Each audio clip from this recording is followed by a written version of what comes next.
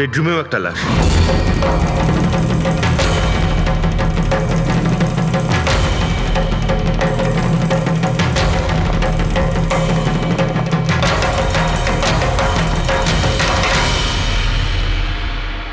আওয়াজ শুনে হয়তো ওঠার চেষ্টা করেছিলেন, আর এখানেই মেরে দিয়েছে।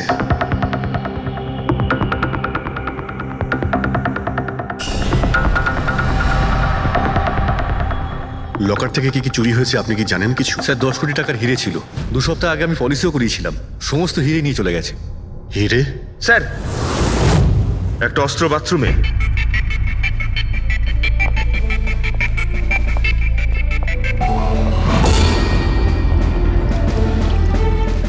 মনে হচ্ছে এইটা দিয়েই সব কটাকে মেরেছে।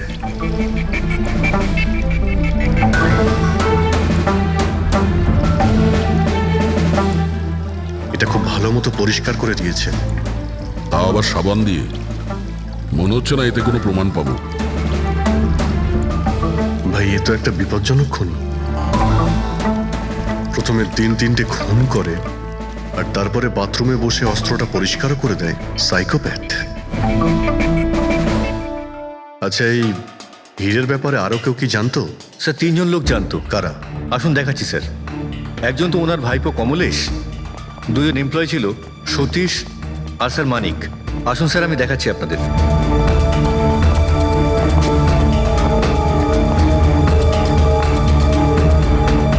স্যার, ইনি হলেন সেট ভাইয়ের ভাইপো কমলেশ। হ্যাঁ, আমি কমলেশ। ওনারা আমার কাকু কাকিমা ছিলেন। আর এ হলো মানিক, আর ও সতীশ। হ্যাঁ স্যার, ওই হিরে পলিশ করার কাজ আমাকে আর মানিক স্যারকে দিয়েছিল। আর স্যার, আমার 10 কোটি টাকার হিরে নিয়ে চলে গেল। আমি তো বরবাদ হয়ে গেলাম। কোথা থেকে আমি ফেরত পাবো বলুন? আপনি হয়তো ভুলে যাচ্ছেন 3-3টে খুন হয়েছে এখানে। ওনাদের জীবন হীরের থেকে অনেক বেশি মূল্যবান, বুঝেছেন আপনি? বাইরে গিয়ে দেখি, হয়তো কেউ কিছু দেখেছে।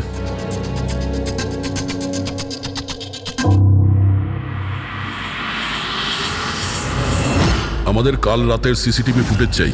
এই ক্যামেরা চলছে তো? হ্যাঁ স্যার, কিন্তু কাল রাত 2টো থেকে 3টের মধ্যে কারেন্ট চলে গেছিল।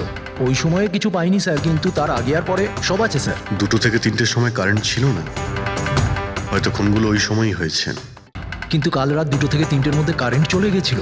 ওই সময়ে কিছু পাইনি স্যার, কিন্তু তার আগে আর পরে সব আছে স্যার। 2টো থেকে 3টের সময় কারেন্ট ছিল না, হয়তো খুনগুলো ওই সময়ই হয়েছে।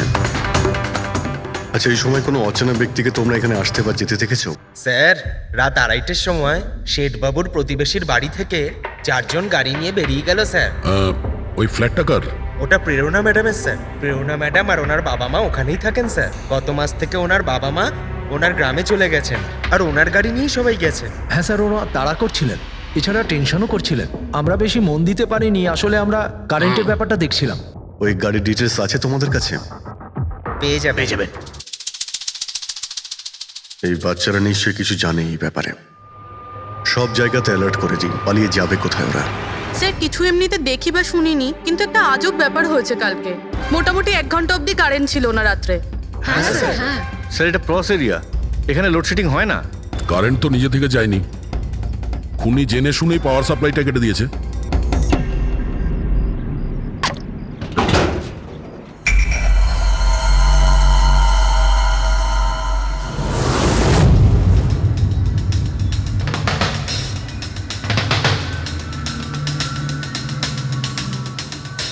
স্যার, এই দেখুন, কেউ নাড়াচাড়া তো করেছে। যেই লোকটা এই ওয়্যারটা কেটেছে সে খুব ভালো করেই জানতো এই ওয়্যারটা কাটলে পুরো এরিয়ার কারেন্ট চলে যাবে। আর পুরো সোসাইটিরও। হ্যাঁ। ঠিক আছে, থ্যাংক ইউ। পরিষ্কার, কেউ রাত্রি 2টোর সময় এই জাংশন বক্স থেকে পাওয়ার সাপ্লাই কেটে দিয়েছিল, যাতে সোসাইটির যা সিসিটিভি ক্যামেরাগুলো আছে সেগুলো অফ হয়ে যায়। তারপরে ও কম্পাউন্ডে ঢুকলো আর মিস্টার সিডের ঘরে ঢুকে গেছিল।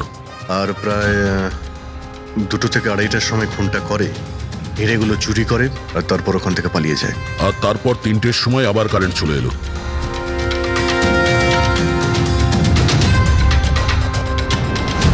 স্যার, আপনার থিওরিতে একটু গন্ডগোল দেখতে পাচ্ছি। কি গন্ডগোল আছে? ওই 3 জনের মৃত্যু 2টো থেকে 3টের মধ্যে হয়নি। কি? তাহলে কখন মারা গেছে? ধরো 1 ঘন্টা 1 ঘন্টা আগে। মানে 1:45 থেকে 1:15 মধ্যে। এটা কি করে সম্ভব ডক্টর? দয়া, এই 3 জনের বডির টেম্পারেচার আর বডির ভেতরের পরিস্থিতি এই কথাই বলছে যে এদের মৃত্যু 1:45 থেকে 1:15 মধ্যেই হয়েছে। আর তার ওপর এই মিস্টার সৈয়দের ঘড়ি। আক্রমণের সময় উনি নিশ্চয়ই খুনিকে নিজের হাত দিয়ে আটকানোর চেষ্টা করেছিলেন, আর এই ধাক্কাধাক্কিতে ওনার ঘড়িটা বন্ধ হয়ে গিয়েছিল। এখন ঘড়িটা সময় দেখাচ্ছে 12:55। 12:55? কিন্তু স্যার, যদি ফোনগুলো 12টা থেকে 1:45টার মধ্যে হয় তাহলে খুনি হয়তো তার আগেই এসেছিল। কিন্তু বিল্ডিং এর লাইটগুলো তো 2টো পর্যন্ত অন ছিল স্যার, আর সিসিটিভি ক্যামেরাও কাজ করছিল। আর বিল্ডিং এর সিকিউরিটি খুব ভালো স্যার। আর একজন ওয়াচম্যান স্যার মিস্টার সিডের ঘরের নিচেই দাঁড়িয়ে ছিল। আমরা সিসিটিভি ফুটেজ চেক করেছি, 2টো পর্যন্ত তো খুনি বিল্ডিং এ ঢোকেইনি। তাহলে এলো কখন? আর তাছাড়া খুনি খুনগুলো করার পরে পাওয়ার কার্ডটা কেন করতে গেল? ফ্রেডি। হ্যাঁ ফ্রেডি। আচ্ছা, ভেরি গুড স্যার। ফ্রেডি ওই 4 জন বাচ্চাকে ধরে নিয়েছে। শহরের বাইরে যাওয়ার চেষ্টা করছিল, ওয়াশি বিচের কাছে ওদেরকে ধরে নিয়েছে। Great work. সবাইকে নিয়ে এই বিউরোতে আসতে বলো।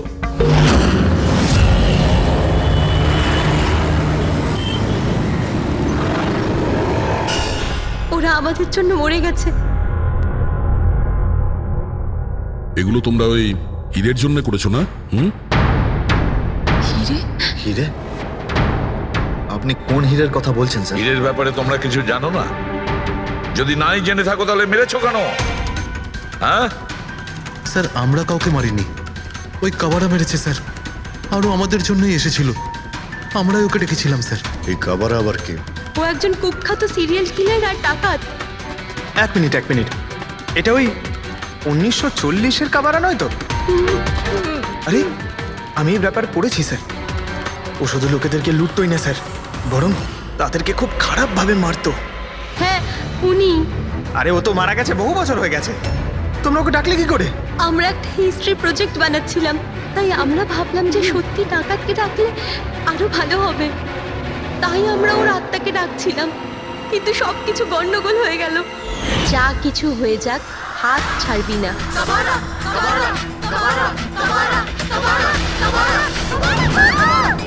তোরা হাত কেন ছেড়ে দিলি রবি? তোরা জানিস এটা কত ভয়ঙ্কর হতে পারে। Guys, let's just change.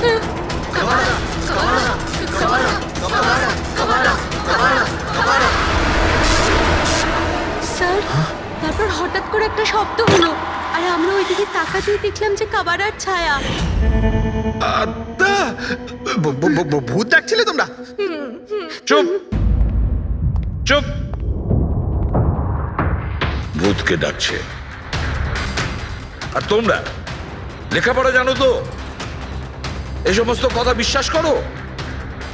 50 বছর আগের মারা যাওয়া আত্মা খুন করে চলে যাচ্ছে আর হিরে নিয়ে পালাচ্ছে। আরে এরকম কখনো হয়? স্যার, ওই ছায়াটা আমি নিজের চোখে দেখেছিলাম। ওর মুখ, চোখ, নাক কিচ্ছু ছিল না স্যার। কটার সময় দেখেছিলে?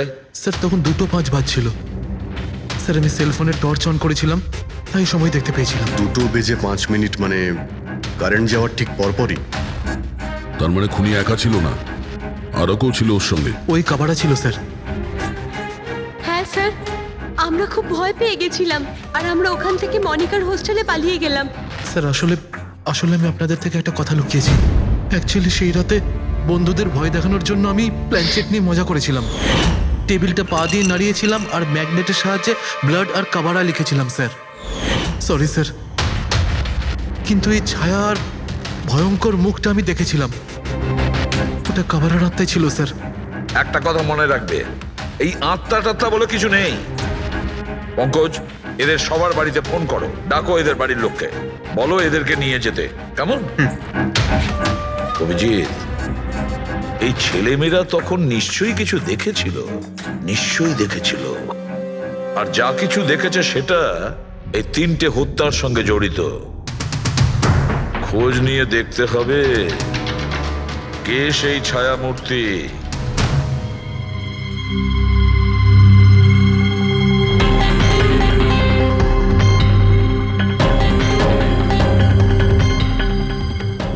ওরা খুনিকে দেখেছিল। হ্যাঁ স্যার, আর খুনি হলো ওই কাবারা।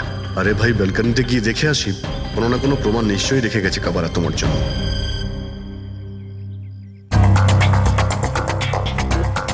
তাহলে এটা পড়ার আওয়াজ শুনেছিল লোকেরা।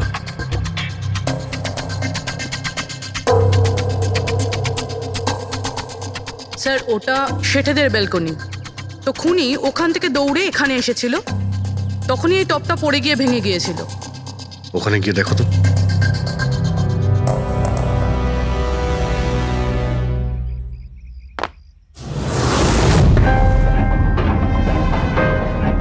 স্যার ছাপটা ক্লিয়ার নয়, তবে মনে হচ্ছে এটা 7 নম্বরের জুতো।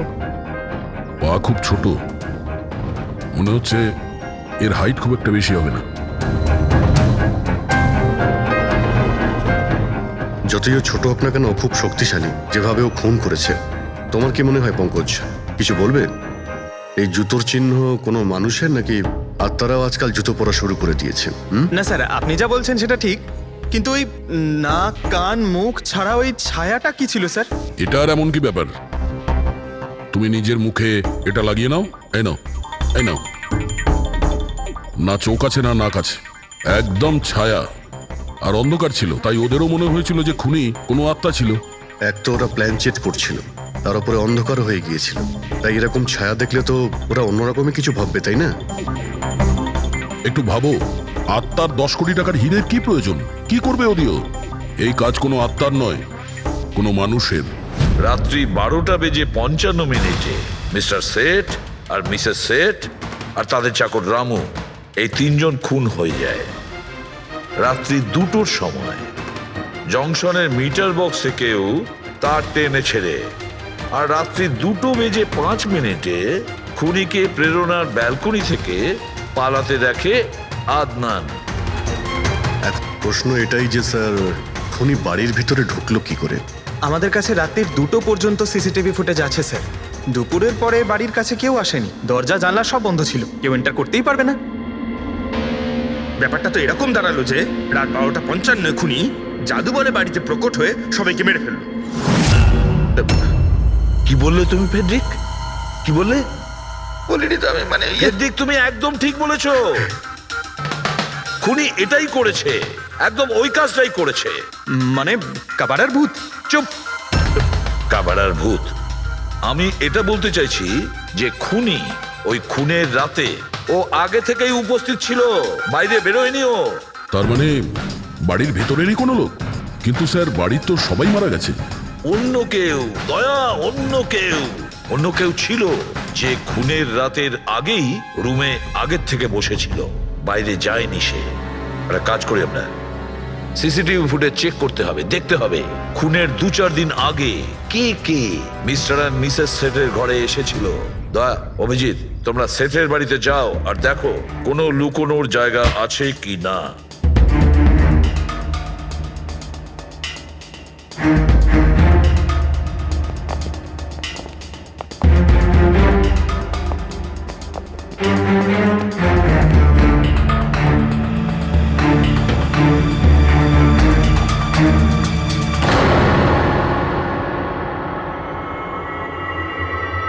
দয়া, এই পিঁপড়েগুলো দেখো উপরে যাচ্ছে।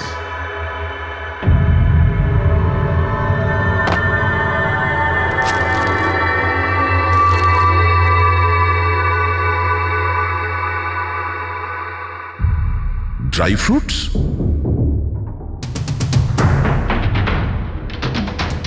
ড্রাই ফ্রুট নিয়ে ও হয়তো এখানেই লুকিয়ে বসেছিল। জায়গাটাও ভালো লুকোনোর জন্য, সুযোগের অপেক্ষায় ছিল। কিন্তু এই ঘরের মধ্যে ঢুকলো কবে?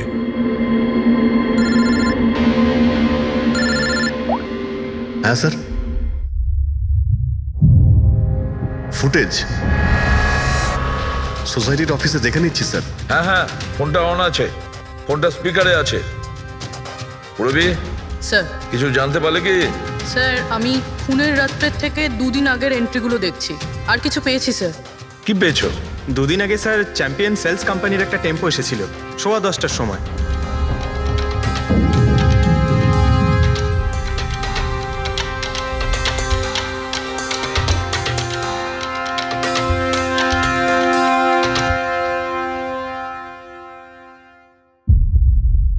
আর স্যার তার পরের দিন মানে খুন হওয়ার ঠিক একদিন আগে চ্যাম্পিয়ন সেলসের টেকনিশিয়ান মিস্টার শেঠের বাড়িতে এসেছিল, 1 ঘন্টা থেকে চলে গিয়েছিল।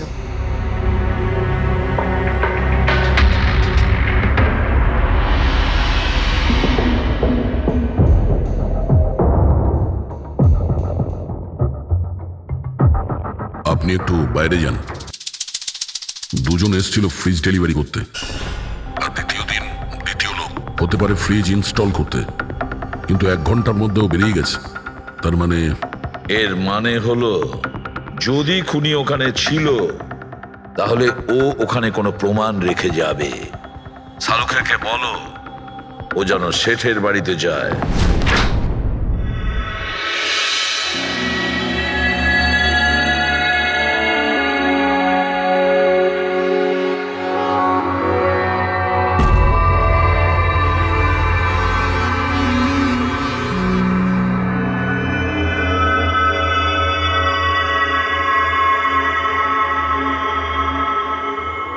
কিছু পাওয়া গেল ডক্টর? হ্যাঁ, পাওয়া গেছে ইলেকট্রোল্যাক্স। হ্যাঁ, সোডিয়াম ক্লোরাইড, ইউরিয়া, ওই সব কিছুই যেগুলো একজন মানুষের ঘামের মধ্যে থাকে। আচ্ছা, এর মানে হলো খুনি এই ফ্রিজের মধ্যেই ঢুকে এসেছিল এখানে। যখন ফ্রিজের ডেলিভারি হয় ও ফ্রিজের ভিতরে লুকিয়েছিল আর বাড়িতে ঢুকে পড়ে। হ্যাঁ স্যার, কয়েকদিন আগে আমি নতুন একটা ফ্রিজ নিয়েছি। কোম্পানির লোক ডেলিভারির পরে ফ্রিজটা খুলতে দেয় না। তারপর 1-2 দিন পরে যখন ইনস্টলেশনের লোক আসে তারা ফ্রিজটা খোলে। তার মানে মিস্টার সিড আর তার বাড়ির লোক জানতেই পারেনি যে ঘরের মধ্যে আর কেউ ঢুকে বসে আছে। একদম। ওই লোকটি ফ্রিজের মধ্যে ঢুকে বসেছিল, ফ্রিজের মধ্যে ওর গরম লাগছিল, গরম থেকে ঘাম বেরিয়েছে, ওই ঘাম ফ্রিজের মধ্যে রয়ে গেছে। কিন্তু ডক্টর সালুখে, ফ্রিজের কার্টন তো সিল থাকে, তাহলে খুনি ভেতরে গেল কি করে আর নিঃশ্বাসই বা নিচ্ছিল কি করে?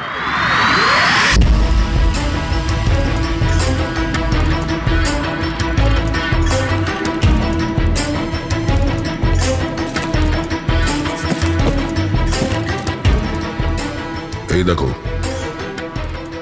এখান থেকে শ্বাস নিচ্ছিল। এ তো দেখছি ট্রোজান হর্সের গল্প হয়ে গেল। Trojan horse? সেটা আবার কি? ভাই, বড় একটা কাঠের ঘোড়া, কিন্তু ভিতর থেকে খালি, ফাঁপা। ভিতর থেকে খালি? হ্যাঁ, যার মাধ্যমে গ্রিক সৈনিকেরা ট্রয়ের মধ্যে ঢুকে পড়েছিল।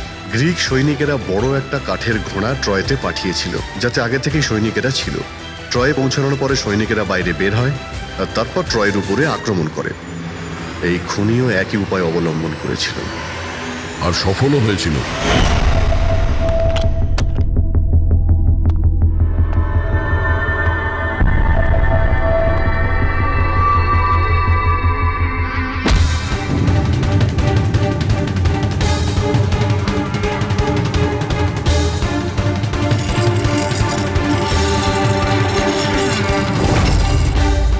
কে তুমি?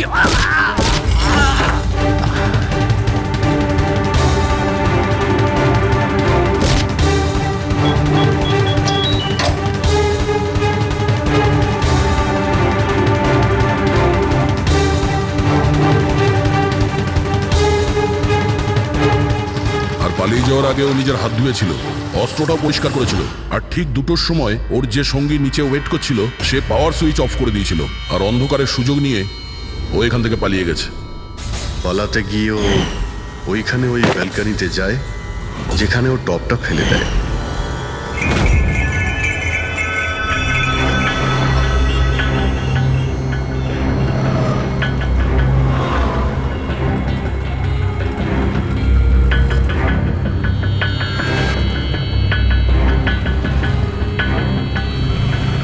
স্যার, ইনি চ্যাম্পিয়ন্স কোম্পানির ম্যানেজার।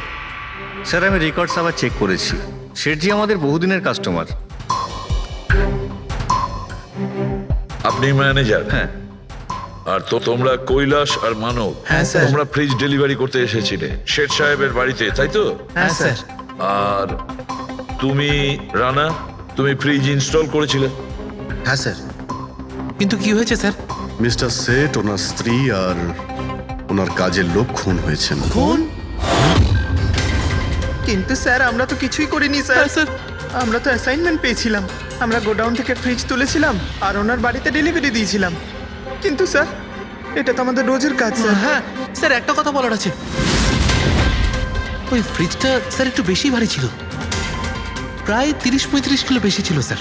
হ্যাঁ স্যার আমরা এই ব্যাপারটা নিয়ে কথাও বলছিলাম আমরা ভাবলাম যে কোনো নতুন মডেল হবে স্যার আমি এদের লগবুক চেক করেছি। এরা দুজনে 9টার সময় গোডাউনে পৌঁছেছিল, আর 9:30টার সময় টেম্পোতে ফ্রিজটা লোড করেছিল, আর 10:15টার সময় এরা ওই ফ্রিজটাকে মিস্টার সিডের বাড়িতে ডেলিভারি করে ওখান থেকে বেরিয়ে গেছিল। এর মধ্যে তো কেউ ফ্রিজের ভিতরে ঢুকতে পারবে না। যা কিছুই হয়েছে 9:30টার আগেই হয়েছিল স্যার। স্যার এই খুনি রাত্রেই বোধহয় ফ্রিজের মধ্যে ঢুকে বসেছিল। মিস্টার রানা, আপনি গেছিলেন ওখানে ফ্রিজ ইনস্টল করতে। ফ্রিজের প্যাকিংয়ে আপনার কোনো গন্ডগোল লেগেছিল? মানে এরকম মনে হয়েছিল কি প্যাকিংটাতে কোনো গন্ডগোল আছে? সেরকম কিছু ছিল না স্যার, প্যাকিংটা শুধু ভালো ছিল না, কার্টুন আর ভিতরে থার্মোকল পুরো ভাঙা ছিল, যেন কোনো ইঁদুর কেটেছিল। আমার একটু অদ্ভুত লেগেছিল, তাই গিয়ে ফ্রিজটা চেক করলাম। ফ্রিজ একদম পারফেক্ট ছিল স্যার, ওতে কোনো ড্যামেজ বা ফল্টও ছিল না। তাই আমি ওদেরকে এই কথাগুলো বললাম না, কারণ ওরা ফ্রিজটা ফেরত দিয়ে দিত আর আমাদের কোম্পানির নাম খারাপ হয়ে যেত। থার্মোকল ভেঙে দরজায় হয়তো ঢুকিয়ে দিয়েছিল, যাতে ওর শ্বাস নিতে পারে। এই ফ্রিজের ওজন 40 কিলোর বেশি ছিল। আর ওই জুতোর ছাপ যেটা পেয়েছি 7 নম্বরের, মানে এটাই বলতে চাইছি এই লোকটা কোনো অ্যাভারেজ হাইটের ফিটের নয়। এই জন্যই তো ফ্রিজের ভেতরেও সেট হয়ে যায়। ম্যানেজার বাবু, হ্যাঁ স্যার। মিস্টার শেঠের বাড়িতে যে ফ্রিজটা পাঠানো হয়েছিল সেম ফ্রিজ এখানে একটা আনান। ঠিক আছে স্যার। গেটুকে ডেকে পাঠাও।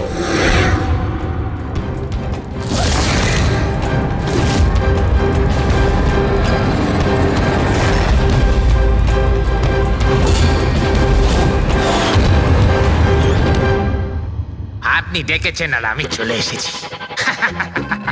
আরে বাহ, কেমন আছো ঘেঁটু? আরে স্যার, আরে বাবা, কি ব্যাপার, এতদিন বাদে এলে? সব ঠিকঠাক আছে তো? এখনো পর্যন্ত একদম ঠিকঠাক আছি। এখন আপনারা যখন আমাকে সিআইডিতে ডেকেই পাঠিয়েছেন, তাহলে দেখা যাক আমি আপনাদের কি কাজে লাগতে পারি। এবারে মন দিয়ে শুনুন। 3টে খুন হয়েছে, আর আমরা সন্দেহ করছি যে খুনি ওই ফ্রিজের ভেতরে বসে লুকিয়ে ঘরের ভেতরে ঢোকে, 3 জনকে খুন করে আর পালিয়ে যায়। এই ফ্রিজটার ভেতরে? হ্যাঁ, এই ফ্রিজটার ভেতরে। আর স্যার? আর তোমাকে হ্যাঁ, ওইভাবেই ফ্রিজের ভেতরে যেতে হবে আর বসতে হবে। স্যার আমাকে ফ্রিজের ভেতরে যেতে হবে? হ্যাঁ। ওই ফ্রিজের দরজাটা বন্ধ হয়ে যাবে? অবশ্যই। তোমাকে ফ্রিজের ভেতরে বসে বাইরে বেরোনোর চেষ্টা করতে হবে। কিভাবে বাইরে বেরোবে আমাদের দেখাও। কিন্তু স্যার একটু এক গ্লাস জল পাওয়া যাবে? নিশ্চয়ই পাবে। ফ্রিজের ভেতরে যাও, ভেতরে যাও, যাও। যাচ্ছি স্যার। চল কেটু, চলে যা ফাঁসি কাটে। আজকে হয়ে গেছিস তুই বলির পাঠা। যাচ্ছি স্যার।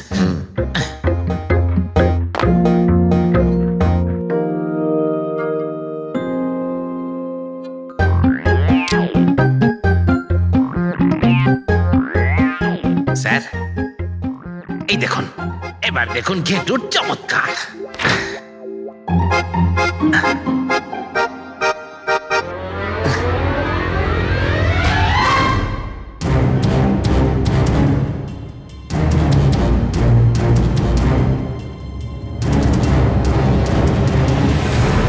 ঘেটু, ঘেটু, বাইরে বেরোনোর চেষ্টা করো।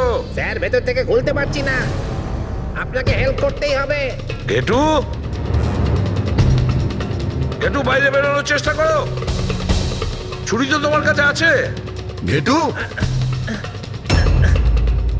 স্যার, স্যার আমাকে বের করো, বের করো ওকে বাইরে। মনে হচ্ছে ওর শ্বাসকষ্ট হয়ে যাচ্ছে হচ্ছে। স্যার। আরে বাবা, দরজা খুলে দিলাম তো। ঘেটু, দরজা খুলে গেছে। ঘেটু, ঘেটু, স্যার, হ্যাঁ? আরে বাবারে, আমার চশমা। হ্যাঁ, ওর চশমাটা দাও। এডি, ওকে কফি খাওয়াও, যাও। Thank you. আমারও তো তাই মনে হচ্ছিল, কিছু না কিছু গোলমাল তো নিশ্চয়ই আছে। সেটের বাড়ির ফ্রিজের যে কার্টুনটা আছে সেটা এত শার্প কাটা হয়েছে বাইরে থেকে, ভেতর থেকে এরকম ভাবে কেউ কাটতেই পারে না। নিশ্চয়ই কেউ বাইরে থেকে কেটেছে ওই খুনিকে বাইরে বের করার জন্য। সে যেই হোক না কেন স্যার, সে ফ্রিজের ডেলিভারি হওয়ার পরে বা ফ্রিজার ইনস্টলেশন হওয়ার আগে এর মধ্যেই হয়তো এসেছে। ঘেটু,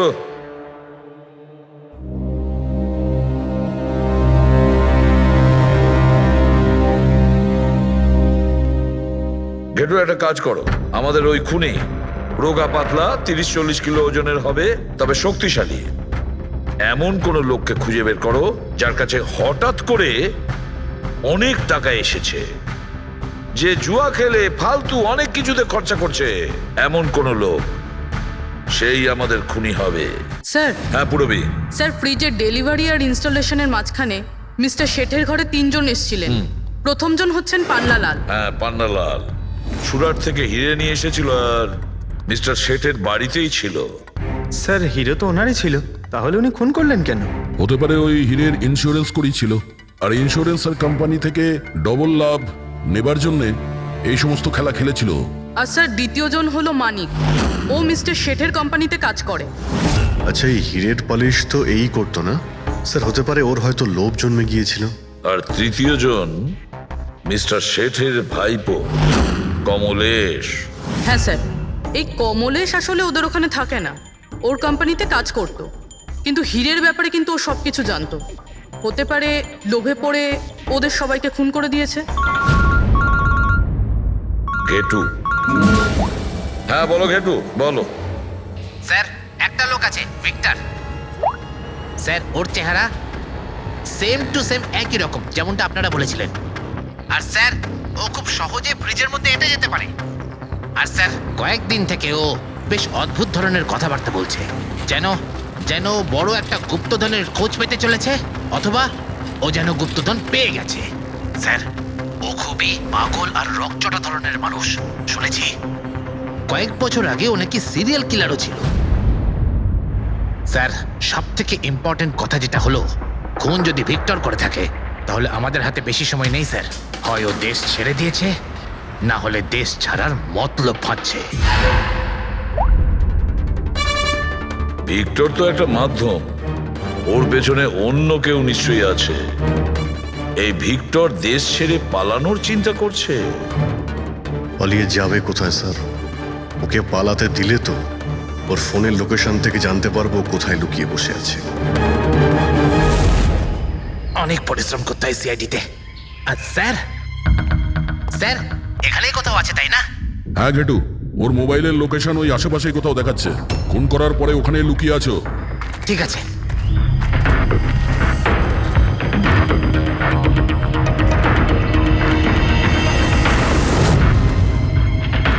তুমি ঠিক যাচ্ছ, আরো আগে যাও।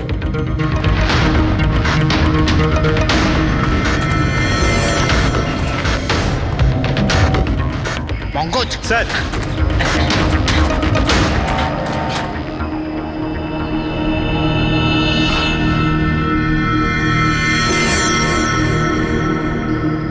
স্যার এবার আর ওকে কেউ ধরতে পারবে না স্যার। পঙ্কজ কি বলছো? কি হয়েছে কি? স্যার মরে গেছে ও। হাতে একটাই প্রমাণ ছিল, এখন সেটাও গেল। কি করে মারা গেল? স্যার মাথায় কেউ পাথর দিয়ে বা অন্য কিছু দিয়ে মেরেছে স্যার। আর আর মারা গেছে বেশ কিছু সময় হয়ে গেছে, বডি থেকে দুর্গন্ধ বেরোচ্ছে। ঠিক আছে পঙ্কজ, অ্যাম্বুলেন্স ডেকে নাও আর তোমরা ওখান থেকে বেরিয়ে যাও। ওকে স্যার, ওকে। যেই ওদের কাজ হয়ে গেছে, সাথে সাথে ওদের ব্যবস্থাও করলো আর লাশটাকে ফেলে দিল। স্যার এই 3টে খুনের পরেই ভিক্টরের ফোনের লোকেশন ওখানেই দেখাচ্ছিল। আচ্ছা, তাহলে কে কে খুনটা করতে পারে? পান্নালাল, মানিক না কমলেশ? পান্নালাল, মানিক না হলে কমলেশ। হ্যাঁ সালুকা বলো।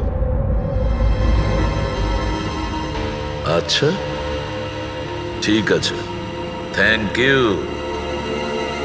ওই পান্নালাল, মানিক আর কমলেশ, ওই তিনজনকে ফরেন্সিক ল্যাবে ডাকো। আসল অপরাধী কে সেটা জানা গেছে। এই কার্টেনের ভেতরেই ভিক্টরকে ও বাড়িতে পাঠানো হয়েছিল। আর ঘেটুকে ওখানে পাঠিয়ে এটা তো প্রুভ হয়েই গেছে যে ভিক্টর নিজে থেকে বাইরে আসেনি। তো বোঝাই যাচ্ছে নিশ্চয়ই ওকে কেউ সাহায্য করেছিল বাইরে বেরিয়ে আর আসতে। যে ওকে সাহায্য করেছে সে এসবের মাস্টারমাইন্ড, আর সে তোমাদের তিনজনের মধ্যে কেউ একজন। এসব আপনি কি বলছেন? স্যার, স্যার আমি কিছু করিনি। আপনারা এরকম কেন বলছেন? হ্যাঁ, এক মিনিট। কেউ এই কার্টেনটাকে খুব ভালোভাবে কেটেছে, ভিক্টরকে বাইরে বার করেছে, তারপর পুনরায় একটা টেপ দিয়ে কার্টুনটাকে আটকে দিয়েছে। কিন্তু এই কার্টুনের টেপটা মারবার সময় ও নিজের আঙুলের ছাপ এই চটচটে জায়গায় রেখে যায়, যেটা এখনো ইনট্যাক্ট আছে। এই টেপটার ওই দিকে। কিন্তু স্যার, ফিঙ্গারপ্রিন্টস মিলবে কিভাবে? কার্টুনে তো টেপ লাগানো রয়েছে, আর যদি আমরা টেপটাকে ছিঁড়তে যাই তাহলে তো কার্টুনের কাগজগুলোও ছিঁড়ে যাবে। তুমি চিন্তা করো না পুরবি, ডক্টর সালুকে যখন আমাদের এখানে ডেকেছেন তো কোনো না কোনো রাস্তা তো আছেই ওনার কাছে। আছে তো, রাস্তা আছে। সারিকা, এই হেয়ার ড্রায়ারটা দিয়ে, এই হেয়ার ড্রায়ারটাকে আমরা এই টেপটার ওপর ইউজ করব। এই ড্রায়ারের গরম হাওয়াতে এই টেপটার ওপরের অ্যাডহেসিভ আঠাটা একেবারে গলে যাবে।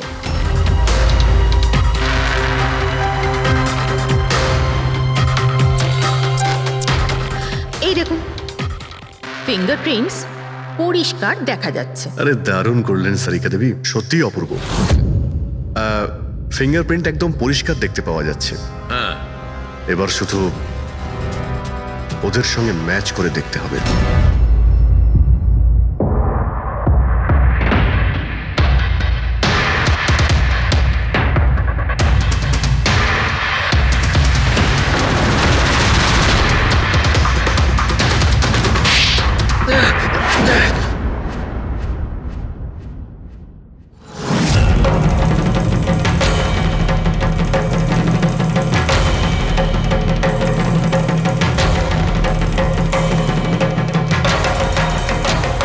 কমলেশ, হ্যাঁ আমি করেছি।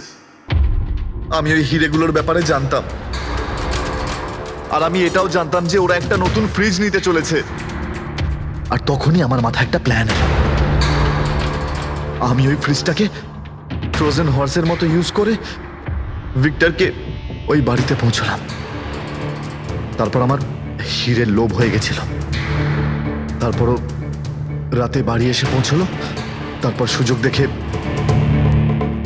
আঙ্কেলের ফ্রিজটায় গিয়ে আমি লুকিয়ে গেছিলাম। আর তারপর ডেলিভারির পরে তুমি ওনার বাড়িতে যাও আর ভিক্টরকে ফ্রিজ থেকে বাইরে বের করো। সেই রাতে আমি কাকুর বাড়িতেই লুকিয়েছিলাম।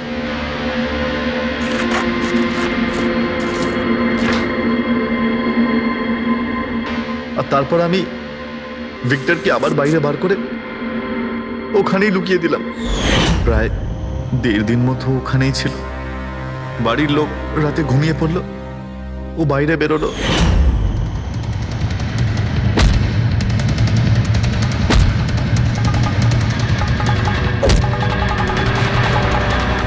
ও সবাইকে মারলো, আর তারপর হিরে চুরি করে আমার জন্য অপেক্ষা করছিল। ও তাই ভিক্টর নিজের হাত আর অস্ত্র পরিষ্কার করছিল, কারেন্ট অফ হওয়ার জন্য অপেক্ষা করছিল, তাই তো? হ্যাঁ, তারপর আমি ভিক্টরকে আমার সাথে নিয়ে গেলাম।